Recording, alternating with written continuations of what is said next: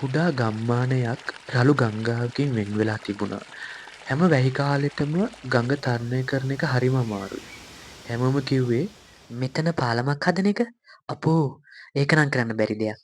මේ අතර හිටියා අවුරුදු 16ක පිරිමි ළමයෙක්. එයාගේ තාත්තා මේ වතුර පාරට අහු වෙලා නැති වුණා. එයා එයාටම පොරොන්දුවක් වුණා.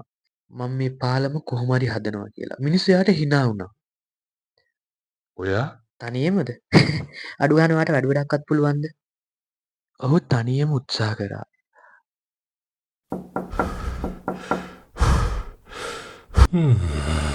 මාස ගානක මහන්සිය අපතේ ගියා. ඒත් අතෑරියේ නෑ. අන්තිමේදී ගමේ ඔක්කොම එයාට එකතු වුණා. පාලම ගොඩ නැගුවා. හැමෝම සතුටින් පාලමෙන් ගමන් කරා. අපි කිව්වේ ඒක ඔයාට කරන්න බෑ කියලා. ඒත් ඔයා ඒක කරා.